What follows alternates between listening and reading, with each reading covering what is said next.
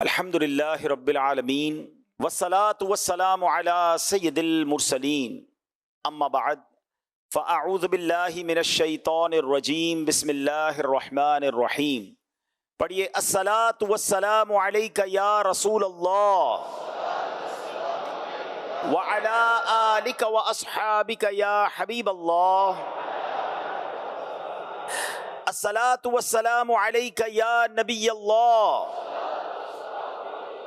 وعلی آلک واصحابک یا نور اللہ۔ پیارے پیارے اسلامی بھائیوں اور مدنی چینل کے ناظرین، سرکار مدینہ راحت قلب و سینہ صاحب معطر پسینہ صلی اللہ تعالی علیہ وسلم کا فرمان عافیت نشان ہے، اے لوگوں بے شک بروز قیامت اس کی دہشتوں اور حساب کتاب سے جلد نجات پانے والا شخص وہ ہوگا جس نے تم میں سے مجھ پر دنیا کے اندر بکثرت درود شریف پڑھے ہوں گے۔ قیامت کا دن ایک مشکل دن ہے، یقیناً بہت زیادہ اس میں پریشانیاں ہوں گی، مگر ان پریشانیوں سے، ان مشکلوں سے، ان مصیبتوں سے جلدی فارغ وہ ہو جائے گا، نجات وہ پا جائے گا انشاءاللہ جو دنیا میں کثرت سے درود پاک پڑھنے والا ہوگا۔ اللہ کرے کہ مجھے اور آپ کو کثرت سے درود پاک پڑھنے کی عادت نصیب ہو جائے۔ نیت کر لیجئے اور آئیے مل کر محبت کے ساتھ درود پاک پڑھ لیجئے۔ صلو علی الحبیب صلی اللہ تعالی علی محمد صلی اللہ علیہ وسلم۔ جب بھی دنیا میں ذوالحجہ کا مہینہ آتا ہے، سبحان اللہ، ایک عجب سی بہار آ جاتی ہے۔ پوری دنیا میں دو ایسے اسلامک ایونٹ ہوتے ہیں، ایسے اسلامی تہوار ہوتے ہیں اور اس طرح اسلامی فریضے سر انجام دیے جاتے ہیں کہ پوری دنیا کے مسلمان گویا موٹیویٹڈ ہو جاتے ہیں، پوری دنیا کے مسلمان گویا اس میں انوالو ہو جاتے ہیں۔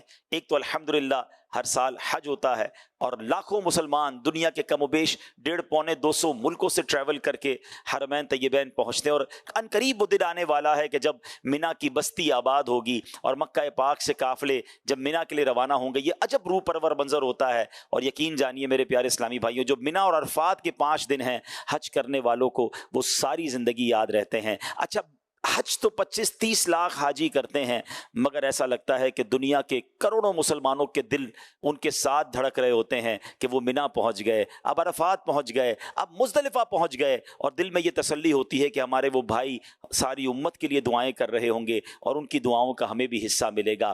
حج کرنے والوں کے ساتھ ساتھ ایک اور اہم فریضہ، ایک اور اسلامی ایکٹیویٹی جو ہوتی ہے پوری دنیا میں، وہ الحمدللہ قربانی کی جاتی ہے، اور قربانی کروڑوں کی تعداد میں مسلمان ساری دنیا میں کرتے ہیں۔ تو یہ ذوالحجہ کے جو 10 دن ہیں، یہ بڑے ایکٹیو دن گزرتے ہیں مسلمانوں کے، اور بالخصوص اگر میں کہوں تو پاکستان میں اس کا جو قربانی کا جو انداز اور جو رواج اور جس انداز سے ذوق و شوق سے قربانی کی جاتی ہے، اس کی بات ہی نرالی ہے۔ قربانی ہم کیوں کرتے ہیں، اس کے پیچھے کیا عجب داستان ہے، یقین جانیے ناظرین، جب بھی اس داستان کو، جب بھی اس واقعے کو پڑھتے ہیں، ایمان تازہ ہو جاتا ہے کہ ایک باپ کو یہ حکم دیا گیا تھا کہ اپنے بیٹے کو ذبح کیا جائے، آج ہمیں تو جانور ذبح کرنے کا حکم دیا گیا ہے۔ ذرا سوچئے وہ کیسی قربانی مانگی گئی تھی، اور جب اس کا پس منظر آپ کے علم میں ہوگا، بلکہ ہمیں خود بھی اسے پڑھنا چاہیے، اپنے بچوں کو بھی بتانا چاہیے کہ آج ہم اپنے گھر میں بکرا یا بڑا جانور تو قربان کر رہے ہوتے ہیں، انجوائے کر رہے ہوتے ہیں، کھانے پک رہے ہوتے ہیں، مگر اس کی لاجک ہم سب کو ضرور پتہ ہونی چاہیے۔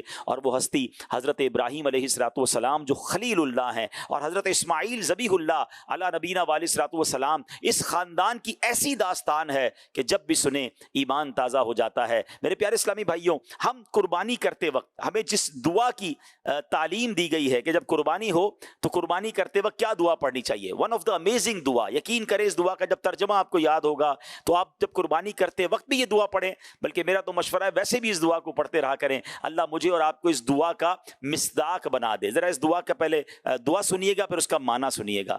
انی وجہت وجہی للذی فطر السماوات والارض حنیفا وما انا من المشرکین ان صلاتی ونسکی ومحیای ومماتی للہ رب العالمین لا شریک لہ وبذلک امرت وانا من المسلمین۔ اللہ اکبر۔ اب ذرا اس کا ترجمہ سنیے۔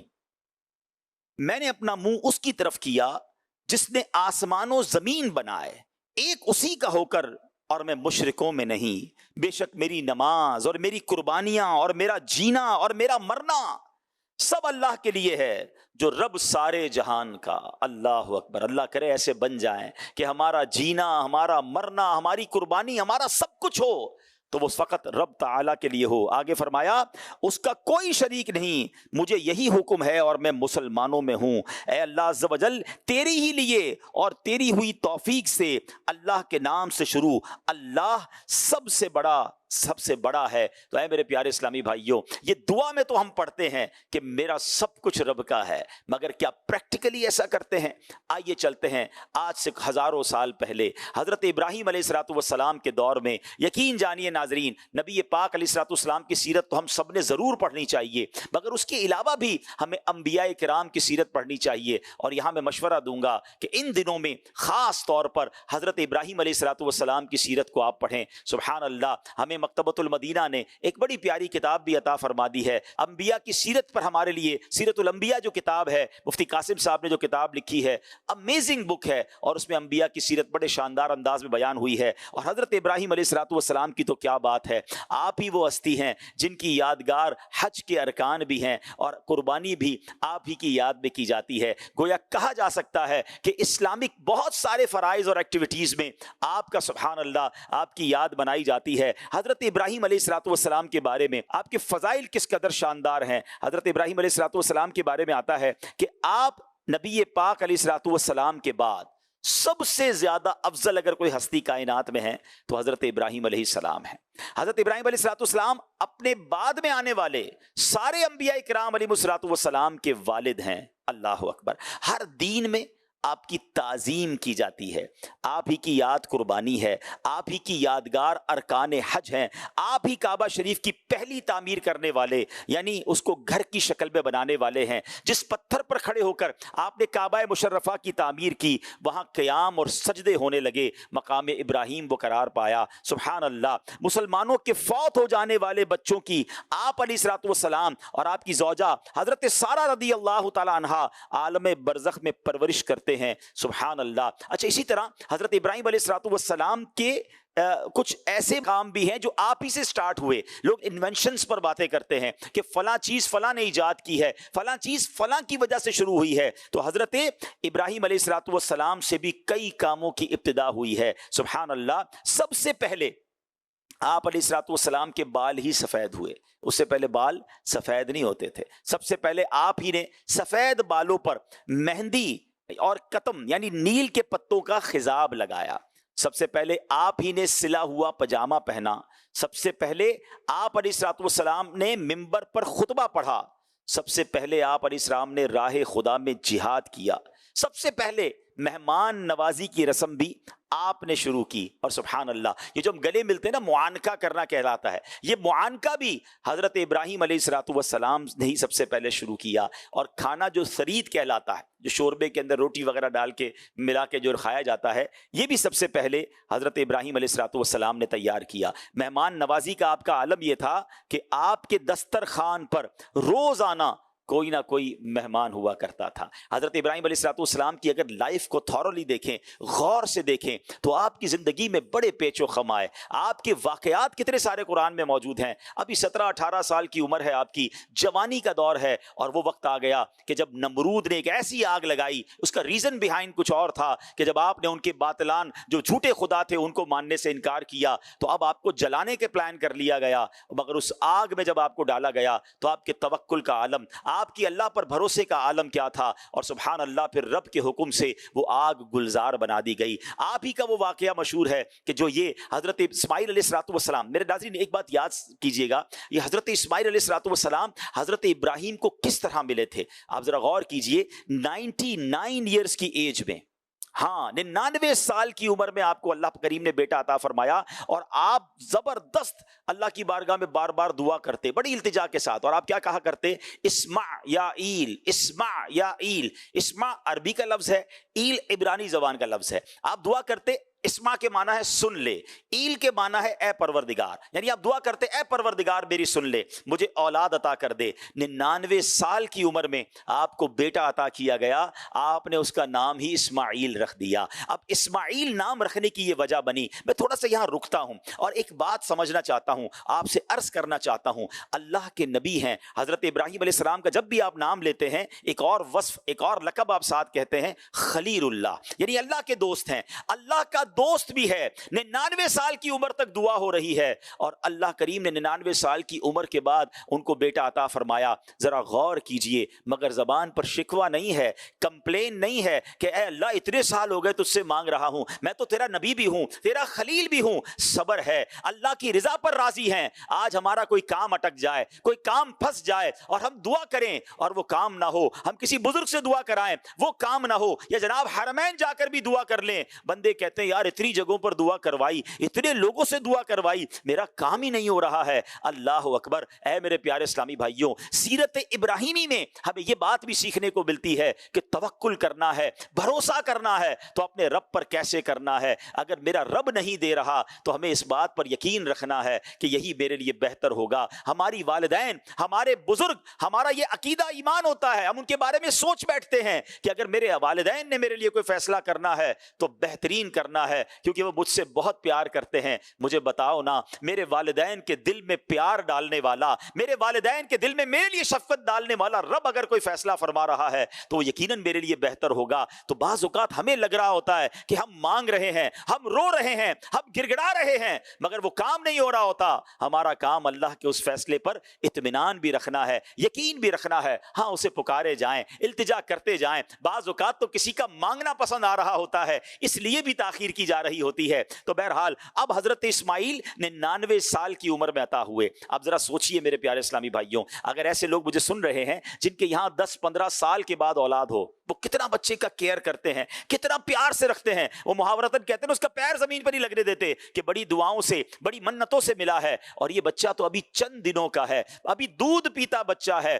اور آپ کو حکم ہوتا ہے کہ ان کو مکہ پاک میں, جہاں کعبے کی تعمیر ابھی بعد میں ہونی ہے, وہاں انہیں چھوڑ کر آ جائیں. اللہ اکبر. ذرا سوچیں, نہ پانی ہے نہ آبادی ہے, آپ کی زوجہ بی بی ہاجرہ ہیں اور حضرت اسماعیل ہیں. یہ کیسی قربانی ہے, یہ اللہ کی رضا پر کیسا راضی رہنا ہے کہ وہ بچہ جسے دعاؤں سے پایا ہے اس لک و دک صحرا میں آپ چھوڑ کر آ گئے. اور سبحان اللہ, اب آپ کے قدموں سے وہ زمزم جاری ہونا, وہ بی بی ہاجرہ کا صفا اور مروہ کے درمیان اس پیاسے بچے کے لیے پانی کو ڈھونڈنا. اللہ کو یہ ادائیں کیسی پسند آئی کہ رہتی دنیا کے لیے صفا مروہ کی سعی جو ہے وہ حاجیوں کے لیے لازمی قرار دے دی گئی. عمرہ کمپلیٹ نہیں ہوتا جب تک صفا مروہ کی سعی نہ کی جائے. تو میرے پیارے اسلامی بھائیوں, یہ عجب خاندان ہے, یہ کیسی داستان ہے کہ اپنے بچے کو وہاں چھوڑ کر آ گئے, اور پھر کچھ عرصے کے بعد جب وہاں جاتے ہیں تو اب سنیے کیا ہوتا ہے. حضرت اسماعیل علیہ السلام کی عمر ایک روایت کے مطابق 7 سال تھی, یا ایک روایت کے مطابق آپ کی عمر 13 سال یا کچھ اس سے زیادہ تھی. 8 ذوالحجہ کی رات ہے, 8ویں شب ہے, اور حضرت ابراہیم نے خواب دیکھا کہ کوئی کہنے والا کہہ رہا ہے کہ بے شک اللہ عز و جل تمہیں اپنے بیٹے کو ذبح کرنے کا حکم دیتا ہے. آپ صبح و شام غور کرتے رہے کہ یہ اللہ کی طرف سے خواب ہے یا شیطان کی طرف سے. اب سوچ بچار میں یہ دن گزرانا تو یوم الترویہ اس دن کا نام پڑ گیا, یعنی سوچ بچار کا دن. آج بہت سارے حاجی جب جاتے ہیں مکہ مدینہ تو انہیں پتا ہے کہ 8 تاریخ کو یوم الترویہ کہا جاتا ہے, 9 تاریخ کو یوم العرفہ کہا جاتا ہے, اور 10 تاریخ کو یوم النحر کہا جاتا ہے. مگر اس کے پیچھے ریزنز کیا ہیں, یہ نام کیوں پڑے؟ تو یوم الترویہ سوچ بچار کا دن. آپ پورا دن سوچتے رہے کہ یہ خواب اللہ کی طرف سے ہے یا شیطان کی طرف سے. اگلی رات آ گئی, 9 ذوالحجہ کی رات آ گئی, پھر وہی خواب دیکھا. صبح یقین کر لیا کہ یہ خواب میرے رب کی طرف سے ہے, یہ حکم مجھے رب نے دیا ہے, اس لیے یوم العرفہ اس دن کا نام پڑ گیا پہچان کا دن. کنفرمیشن ہو گئی آپ کی. اور پھر سبحان اللہ 10ویں رات پھر وہی خواب دیکھا, تو اب آپ نے صبح اس خواب پر عمل کرنے کی نیت کر لی. تو اس لیے 10 ذوالحجہ کا دن یوم النحر کہا جاتا ہے, یعنی ذبح کا دن. تو یہ 3 نام پڑھنے کی وجہ یہ ہے. اب ذرا سوچئے میرے پیارے اسلامی بھائیوں, جس بچے کو دعاؤں سے التجاؤں سے پایا ہے, اب رب کا حکم ہے اسے قربان کرنا ہے. اللہ کی رضا پر یہ خاندان کیسا راضی ہے. آپ نے کیا کیا کہ آپ اپنے بیٹے کو, جن کی عمر 7 سال یا ایک روایت کے مطابق 13 سال یا اس سے کچھ زائد ہے, اب آپ لے کر چلتے ہیں. کہاں لے کر چلتے ہیں؟ ذبح کرنے کے لیے. اب شیطان ایک جان پہچان والے شخص کی صورت میں ظاہر ہوتا ہے اور کہتا ہے ابراہیم کہاں جا رہے ہو؟ آپ نے فرمایا کام سے جا رہا ہوں. اس نے پوچھا کیا آپ اسماعیل کو ذبح کرنے جا رہے ہیں؟ تو آپ نے بڑا پیارا جواب دیا کہ کیا تم نے کسی باپ کو دیکھا ہے وہ اپنے بیٹے کو ذبح کرے؟ شیطان بولتا ہے ہاں میں دیکھ رہا ہوں. آپ اسی کام کے لیے چلے ہیں. آپ سمجھتے ہیں کہ اللہ عز و جل نے آپ کو اس بات کا حکم دیا ہے. حضرت ابراہیم علیہ السلام نے ارشاد فرمایا اگر اللہ نے مجھے اس بات کا حکم دیا ہے تو پھر میں اس کی فرما برداری کروں گا. اب شیطان آپ سے تو مایوس ہو گیا, اب حضرت اسماعیل علیہ السلام کی والدہ بی بی ہاجرہ کے پاس پہنچا. ماں تو زیادہ اٹیچ ہوتی ہے نا بچے سے, ماں کے پاس گئے. کب آپ کو پتا ہے آپ کے بیٹے کو حضرت ابراہیم لے کر کہاں گئے؟ کہا کسی کام سے لے کر گئے. کہا نہیں, وہ انہیں ذبح کرنے لے کر گئے. بی بی ہاجرہ نے کہا کہ کبھی تم نے کسی باپ کو دیکھا ہے وہ بیٹے کو ذبح کرے؟ تو شیطان کہتا ہے کہ ہاں, ان کو اللہ نے حکم دیا ہے اس لیے وہ ان کو ذبح کرنے جا رہے ہیں. ہائے ہائے, جب ماں نے یہ سنا نا کہ رب کا حکم ہے, آپ کہتی ہیں اگر ایسا ہے تو اللہ کی فرما برداری کر کے انہوں نے بڑا اچھا کام کیا ہے, پھر بیٹا قربان ہے. اچھا, اب دونوں جگہ سے مایوس ہو گیا شیطان. تو اب 7 سال کے حضرت اسماعیل, یا ایک روایت کے مطابق 13 سال, کوئی بڑی عمر نہیں ہے, وہ ان کے پاس آتا ہے اور کہتا ہے کہ آپ پتہ ہے کہاں جا رہے ہیں, کیوں جا رہے ہیں, آپ کے والد آپ کو ذبح کرنے لے جا رہے ہیں. تو کیا خوبصورت وہ بیٹا جواب دیتا ہے کہ اللہ عز و جل کے حکم پر اگر مجھے ذبح کر رہے ہیں تو یہ بہت اچھا کر رہے ہیں. سبحان اللہ, سبحان اللہ. ذرا سوچئے میرے پیارے اسلامی بھائیوں, وہ لوگ جن سے تھوڑا وقت قربان نہیں ہوتا, وہ لوگ جن سے تھوڑا مال قربان نہیں ہوتا, اپنی خواہشات کی قربانی نہیں دے پاتے, یہ پورا خاندان تیار ہے اللہ کی راہ میں اس نونہال کو, اس چہیتے بیٹے کو ذبح کرنے کے لیے. اب جب شیطان بالکل ناکام ہو گیا نا, تو اب جمرے کے پاس آیا تو حضرت ابراہیم علیہ السلام کو فرشتے نے کہا کہ اسے کنکریاں ماریں. آپ نے اسے 7 کنکریاں ماری, شیطان ہٹ گیا. دوسرے جمرے کے پاس آیا, فرشتے نے عرض کی کہ حضور دوبارہ ماریں, آپ نے دوبارہ اسے 7 کنکریاں ماری. تیسرے جمرے کے پاس وہ پہنچا, حضرت ابراہیم نے فرشتے کے کہنے پر پھر کنکریاں ماری. اب ان تینوں مقامات پر جو حاجی جا کے کنکریاں مارتے ہیں, جو واجب ہے حاجیوں کے لیے, مگر سوچئے آج ہمیں تو کہا گیا کہ جمرے کو جا کے کنکری مارنی ہے, مگر وہاں تو شیطان آیا تھا, بہکانے آیا تھا, اللہ کی راہ میں اتنی بڑی قربانی دینے سے روکنے آیا تھا. سبحان اللہ. اب حضرت ابراہیم علیہ السلام اپنے اس بیٹے کو لے کر کوہ صبیر پر پہنچے تو اللہ عز و جل کے حکم کی خبر دی. اب بیٹے سے بھی بات کر لی ہے, ڈکلیئر کر دیا کہ میں کس لیے لایا ہوں. سبحان اللہ. یہ جو بات چیت ہے نا, یہ جو کانورزیشن ہے, یہ قرآن مجید میں کس شاندار انداز میں موجود ہے. یہ کیسا والد ہے, یہ کیسے بیٹے ہیں, اللہ کی رضا پر کیسے راضی رہنے والے ہیں, یہ قربانی دینے میں کس قدر آگے ہیں. سبحان اللہ. آپ کہتے ہیں یا بنی انی ارا فی المنام انی اذبحک فانظر ماذا ترا, اے میرے بیٹے میں نے خواب دیکھا میں تجھے ذبح کرتا ہوں, اب تو دیکھ تیری کیا رائے ہے. بیٹے سے سوال ہی کر لیا, رائے پوچھ لی. اب فرما بردار بیٹا ہے, جب اس نے یہ سنا تو جو جواب دیا نا, آئے ہائے, اس جواب کو بھی رب نے قرآن میں بیان فرمایا. وہ کہتے ہیں اے میرے باپ کیجئے جس بات کا آپ کو حکم ہوتا ہے, خدا نے چاہا تو قریب ہے کہ آپ مجھے صابر یعنی صبر کرنے والا پائیں گے. آئے ہائے ہائے. اب کیا ہوا؟ وہ شاعر کہتے ہیں نا, یہ فیضان نظر تھا یا کہ مکتب کی کرامت تھی, یہ فیضان نظر تھا یا کہ مکتب کی کرامت تھی, سکھائے کس نے اسماعیل کو آداب فرزندی. حضرت اسماعیل علیہ السلام نے اپنے والد محترم سے مزید عرض کی, ابو جان ذبح کرنے سے پہلے مجھے رسیوں سے ذرا مضبوط باندھ دیجئے گا تاکہ میں ہل نہ سکوں, کیونکہ مجھے ڈر ہے کہ کہیں میرے ثواب میں کمی نہ ہو جائے, اور میرے خون کے چھینٹوں سے اپنے کپڑے بچا رکھیے گا تاکہ انہیں دیکھ کر امی جان جو ہیں وہ غمگین نہ ہوں. اچھا بابا جان ذرا چھری کو زیادہ تیز کر لیجئے گا میرے گلے پہ تاکہ اچھی طرح چل جائے, مجھے زیادہ تکلیف نہ ہو, گلا فوراً کٹ جائے, کیونکہ موت تو بہت سخت ہوتی ہے. آپ مجھے ذبح کرنے کے لیے پیشانی کے بل لٹا دیجئے گا, میرا چہرہ نیچے کر دیجئے گا تاکہ آپ کی نظر میرے چہرے پر نہ پڑے, اور جب میری والدہ کے پاس جائیں نا تو میرا سلام پہنچا دیجئے گا, اور ہو سکے تو میری قمیض, میرا یہ لباس میری ماں کو دے دیجئے گا, ان کو کچھ تسلی ہو جائے گی, صبر آ جائے گا. کیا دنیا نے ایسا کوئی منظر دیکھا ہے کہ ذبح ہونے والا, ذبح کرنے والے اپنے والد سے کہہ رہا ہے کہ مجھے ذرا زور سے باندھ دیجئے گا, چھری کو تیز کر دیجئے گا, میرے چہرے کو آپ نہ دیکھیے گا, مجھے الٹا لٹا دیجئے گا. کرنا وہی ہے جو رب کا حکم ہے. Everybody is ready there. سوچئے نا میرے پیارے اسلامی بھائیو, یہ کیسے افراد تھے, یہ اللہ کے کیسے برگزیدہ بندے اور کیسے شخصیات ہیں. کیوں نہ ان سے ہم محبت کریں اور ان کی اس پوری سیرت سے سیکھیں. آج دنیا بھر میں قربانی تو ہو رہی ہے, لیکن شاید یہ فلسفہ, یہ داستان, یہ قربانی کیسی داستان رقم کی گئی اور اللہ کی کیسی رضا حاصل کی گئی, ہمیں یاد ہو تو پھر ہم اس پر کچھ عمل کرنے کی کوشش کریں نا. اب کیا ہوتا ہے, حضرت ابراہیم علیہ السلام نے فرمایا اے میرے بیٹے, تم اللہ کے حکم پر عمل کرنے میں میرے کیسے عمدہ مددگار ثابت ہو رہے ہو. پھر جس طرح حضرت اسماعیل علیہ السلام نے کہا اسی طرح ان کو باندھا بھی گیا, چھری کو تیز بھی کیا گیا. حضرت اسماعیل علیہ السلام کو پیشانی کے بل لٹا دیا گیا, ان کے چہرے سے نظر ہٹا لی گئی اور ان کے گلے پر چھری چلا دی. ہائے ہائے ہیں، پر وہ تو کر چکے جو کرنی بشر کی ہے. انہوں نے اپنے ذمے کا کام کر دیا نا، مگر چھری نے اپنا کام نہ کیا، گلا نہ کٹا. اسی وقت حضرت ابراہیم علیہ الصلوۃ والسلام پر وحی نازل ہوئی، اور قرآن کہتا ہے ترجمہ کنز الایمان، اور ہم نے اسے ندا فرمائی کہ اے ابراہیم بے شک تو نے خواب سچ کر دکھایا، ہم ایسا ہی صلہ دیتے ہیں نیکوں کو. بے شک یہ روشن جانچ تھی، اور ہم نے ایک بڑا ذبیحہ اس کے فدیے میں دے کر اسے بچا لیا. اب ہوا کیا میرے پیارے اسلامی بھائیوں، حضرت ابراہیم علیہ الصلوۃ والسلام نے بچے کو لٹا دیا ہے، چھری ہاتھ میں ہے، اور اب اللہ کے حکم سے حضرت جبرائیل بطور فدیہ جنت سے ایک مینڈھا لے کر تشریف لائے، اور دور سے اونچی آواز میں آپ کہتے ہیں اللہ اکبر اللہ اکبر. حضرت ابراہیم علیہ السلام نے یہ آواز سنی، آپ تو اپنے بیٹے کو ذبح کر رہے ہیں، جب آواز سنی تو اب جب آواز سنی اور سر اٹھایا تو جان گئے کہ اللہ عز و جل کی طرف سے آزمائش کا وقت گزر چکا، اب بیٹے کی جگہ فدیہ مینڈا بھیجا گیا ہے. تو خوش ہو کر آپ نے جواب دیا لا الہ الا اللہ واللہ اکبر. اب جو وہ بیٹا جو ذبح ہونے کے لیے نیچے لیٹا، انہوں نے سنا نا، تو انہوں نے جب کیا کہا اللہ اکبر وللہ الحمد، سبحان اللہ. اس کے بعد ان تینوں پاک حضرات کے ان مبارک الفاظ کی ادائیگی کی یہ سنت قیامت تک کے لیے جاری و ساری ہو گئی. اب ذرا غور کیجئے میرے پیارے اسلامی بھائیوں، جو ہم عید کے دنوں میں تکبیر پڑھتے ہیں، پڑھتے تو ہیں، لیکن اگر سمجھ آ جائے کہ اس کے شروع کے الفاظ حضرت جبرائیل کے ادا کیے ہوئے ہیں، اس کے درمیانی الفاظ حضرت ابراہیم کے ادا کیے ہوئے ہیں، اور اس کے آخری الفاظ جو ہیں وہ حضرت اسماعیل کے ادا کیے ہوئے ہیں، سبحان اللہ، یہ کیسے مبارک الفاظ ہیں، اور یہ کس وقت ادا کیے گئے؟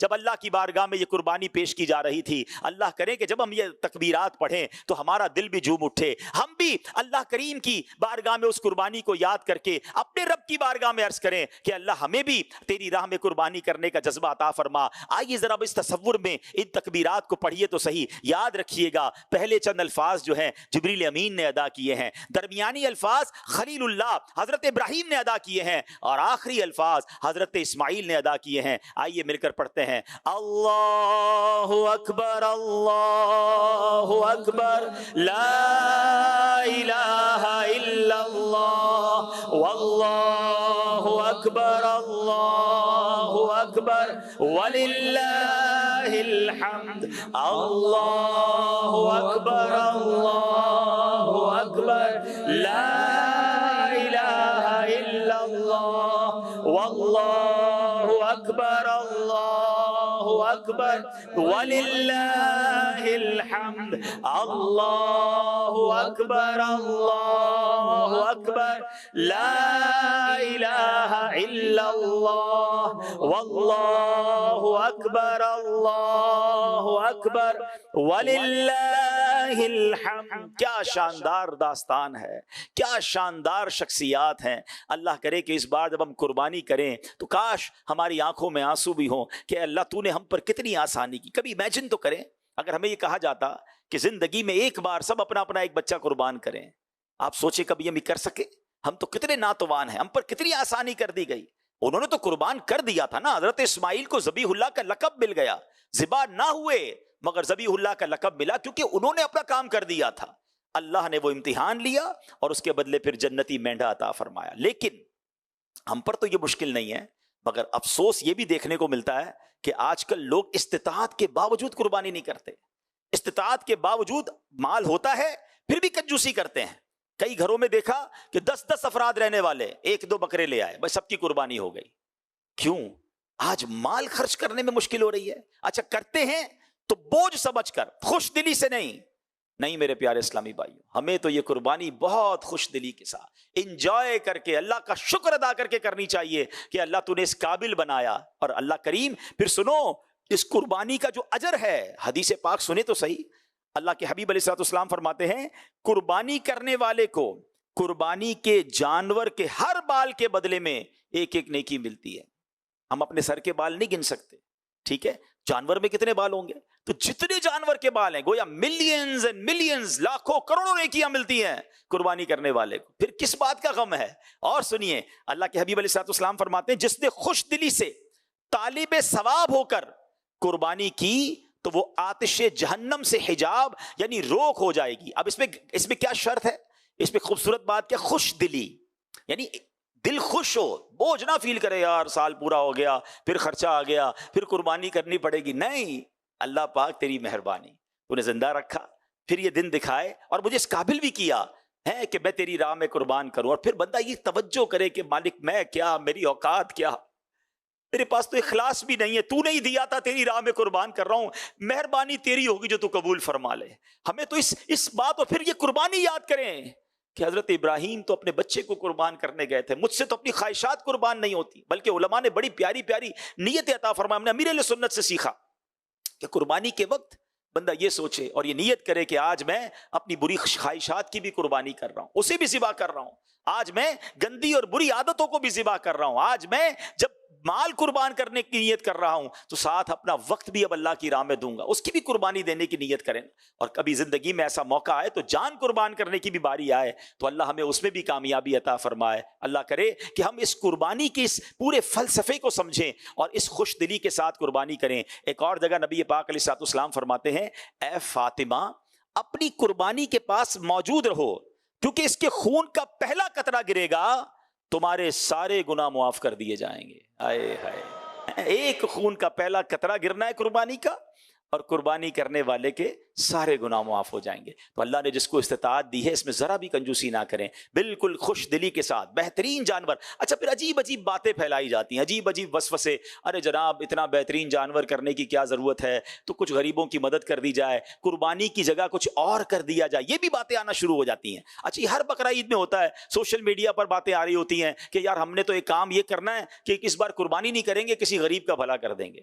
پتہ نہیں کون سے لوگ ہیں جن کو ہر بار جب بھی مسلمان اللہ کے قریب ہونے کی کوشش کرتے ہیں، اللہ کی بارگاہ میں اس کا حکم بجا لانے کی طرف بڑھتے ہیں، تو ان کو کچھ نہ کچھ یاد آنا شروع ہو جاتا ہے. یہ ہر بار ہوتا ہے، چاہے وہ حج ہو، اتنے حج کرنے کی کیا ضرورت ہے، قربانی کرنے کی کیا ضرورت ہے، معاذ اللہ. اچھا جناب اچھی اچھی مسجدیں بناؤ، اس پہ بھی ان کو پرابلم ہو جاتا ہے. یعنی جب بھی انسان دین متین پر خرچ کرنے کی، مسلمان اللہ کی راہ میں خرچ کرنے کی بات کرتے ہیں تو کچھ لوگوں کو ٹینشن شروع ہو جاتی ہے. آج تک کبھی نہیں سنا کہ جناب اتنے مہنگے موبائل فون لینے کی کیا ضرورت ہے، کسی غریب کی مدد کر دیں. لاکھوں کروڑوں روپے شادی پر خرچ کرنے کی کیا ضرورت ہے، کسی غریب کی مدد کر دیں. یہ آتش بازی نیو ایئر پہ کرنے کی کیا ضرورت ہے، وہاں کوئی یاد نہیں آئے گا. آپ دیکھیں جب بھی مسلمان اللہ کی راہ میں خرچ کرنے کی بات کریں گے، کسی اسلامی تہوار یا اللہ کریم کی بارگاہ میں اور اللہ والوں کی یاد میں خرچ کرنے کی بات کریں گے، تو ایکچولی پیٹ میں درد کچھ اور ہوتا ہے. وہاں پر دین سے دور کرنا ہے، اللہ والوں سے دور کرنا ہے، اللہ والوں کی یادوں سے دور کرنا ہے. تو ہمیں ان وسوسوں میں نہیں آنا، بلکہ روایتوں میں یہاں تک آتا ہے کہ قربانی کے دنوں میں خون بہانے سے افضل عمل کوئی اور نہیں ہے. اللہ کی بارگاہ میں اگر جانور ذبح کرنا افضل ترین کام ہے تو انشاءاللہ ہم نے لبیک کہہ کر خوش دلی کے ساتھ جانور قربان کرنا ہے. اور جیسے میں عرض کر رہا تھا کہ استطاعت ہوتے ہوئے بھی، افورڈ کرنے والے ہوتے ہوئے بھی جو قربانی نہیں کرتے، انہیں بالکل ایسا نہیں کرنا چاہیے. نبی پاک نے ایک اور حدیث پاک میں فرمایا، جس شخص میں قربانی کرنے کی وسعت ہو پھر بھی وہ قربانی نہ کرے تو وہ ہماری عیدگاہ کے قریب نہ آئے.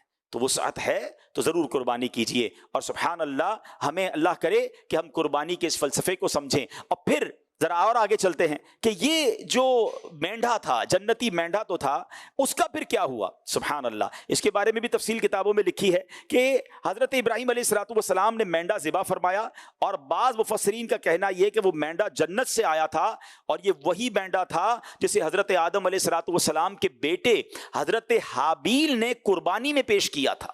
اس مینڈے کا گوشت پکایا نہیں گیا بلکہ اسے جانوروں اور پرندوں نے کھا لیا. سبحان اللہ، یہ وہ مینڈا تھا جو حضرت حابیل نے قربانی میں پیش کیا تھا. یہ الگ واقعہ ہے اور وہ بھی قرآنی واقعہ ہے. اب اسی طرح جنتی مینڈے کے جو سینگ تھے نا، حضرت سفیان بن عیینہ رحمۃ اللہ تعالی فرماتے ہیں کہ اس مینڈے یعنی دمبے کے سینگ عرصہ دراز تک کعبہ شریف میں رکھے رہے، یہاں تک کہ جب کعبہ شریف میں آگ لگی، ایک ایسا بھی وقت آیا تھا جب وہاں آگ لگ گئی تھی تو وہ سینگ جل گئے. وہ زائرین اس کا دیدار کیا کرتے تھے. اچھا یہاں ایک بڑی اہم بات قبلہ شیخ طریقت امیر اہل سنت نے اپنے بڑے ہی پیارے رسالے جو میں تقریباً بیان کر رہا ہوں نا، یہ بہت پیارا رسالہ ہے، یہ ضرور پڑھا کریں. ان دنوں میں تو زیادہ پڑھا کریں، اور ہو سکے تو اپنے بچوں کو بھی پڑھ کر سنائیں. اور اس کا نام ہے بیٹا ہو تو ایسا.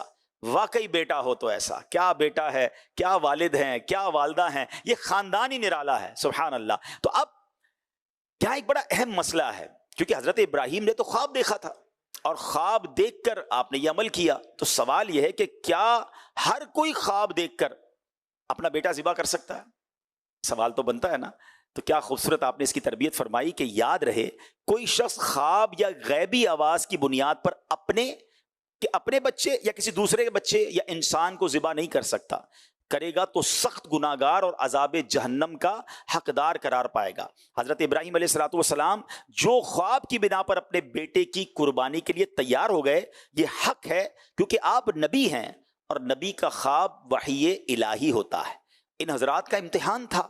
حضرت ابراہیم علیہ الصلوۃ والسلام جنتی دمبا لے آئے اور اللہ عز و جل کے حکم سے حضرت ابراہیم علیہ الصلوۃ والسلام نے اپنے پیارے بیٹے کی بجائے اس جنتی دمبے کو ذبح کیا. تو سبحان اللہ، یہ ہماری تربیت کے لیے ایک شاندار واقعہ ہے. اللہ کرے کہ ہم اس واقعے سے درس حاصل کریں، اور مزید اگر حضرت ابراہیم علیہ الصلوۃ والسلام کی سیرت کو پڑھیں تو پھر آپ دیکھیں کہ جو میں عرض کر رہا تھا کہ وہ بھی تو قربانی تھی نا، کہ اپنے دودھ پیتے بچے کو وہاں چھوڑ کر مکہ پاک جہاں بھی آباد بھی نہیں ہوا تھا آپ وہاں چھوڑ کر آ گئے. کھانے پینے کا بھی زیادہ سامان نہیں تھا. بی بی ہاجرہ ایک پہاڑی سے دوسری پہاڑی تک دوڑتی تھیں. اچھا، یہاں بہت سارے لوگوں کے ذہن میں کبھی کبھی یہ سوال آتا ہے کہ ہم صفا مروہ کے درمیان جب سعی کرتے ہیں تو نارمل چلتے ہیں، اور جب میلین اخضرین آ جاتے ہیں، گرین لائٹس آتی ہیں، تو ہم دوڑنے لگ جاتے ہیں. تو اس کی کیا وجہ ہے؟ تو علماء فرماتے ہیں کہ جب بی بی ہاجرہ ماں تھی نا، آپ کے بیٹے کعبہ شریف کے پاس بیٹھے ہوئے تھے اور پیاسے تھے، تو آپ چلتے چلتے اپنے بیٹے کو دیکھتی جاتی، مگر اس کے درمیان ایک بیچ میں چھوٹی سی پہاڑی بھی آتی تھی جس میں بیٹا نظر نہیں آتا تھا. تو ماں کی بے چینی بڑھ جاتی تھی اور آپ اس جگہ پر دوڑتی تھی. جتنے قدم آپ نے دوڑ کر طے کیے ہر چکر میں، کیونکہ اس وقت بچہ نظر نہیں آتا تھا. تو اللہ اکبر، اللہ کو اس ماں کی ادا ایسی پسند آئی کہ اب مردوں کے لیے باقی صفا مروہ میں تو نارمل چلنا ہے، مگر جب وہ گرین لائٹس آتی ہیں، وہ مقام آتا ہے جو اللہ کی پیاری بندی دوڑی تھی اپنے بچے نظر نہیں آ رہا تھا اس لیے اور پانی کی تلاش میں، تو ہمارے لیے یہ دوڑنے کا حکم ہے. اللہ کریم سے ہم دعا کرتے ہیں اللہ اس عظیم خاندان کی برکت ہمیں عطا فرمائے. حضرت ابراہیم اور حضرت اسماعیل علیہ السلام کے صدقے ہمیں بھی اپنی راہ میں قربانی دینے کی توفیق عطا فرمائے. جیسا کہ میں نے عرض کیا کہ یہ میں نے بیان جو کیا، تقریباً میں نے یہ بیان کہ رسالہ بیٹا ہو تو ایسا رسالے سے کیا. یہ رسالہ کمال کا رسالہ ہے. مکتبۃ المدینہ سے حاصل کریں، اس کو تقسیم کریں، اس کو پڑھیں. یہ ایک ایسی داستان ہے کہ جب بھی پڑھتے ہیں ایمان تازہ ہو جاتا ہے. 46 پیجز ہیں اس رسالے کے، اور یہ صرف 35 روپے کا ہدیہ ہے. اور آپ چاہیں تو اس کو خرید فرمائیں، چاہیں تو اسے dawatIslami.net سے ڈاؤن لوڈ کر لیں. اس میں بہت ساری باتیں ایسی ہیں جو سننے کے بعد، پڑھنے کے بعد اتنی موٹیویشن ملتی ہے کہ سبحان اللہ. پھر زندگی میں کبھی کوئی قربانی دینے کا موقع آتا ہے تو انسان کو یہ بات یاد آ جاتی ہے. اللہ کریم ہمیں بھی اپنی راہ میں قربانی دینے والا بنا دے.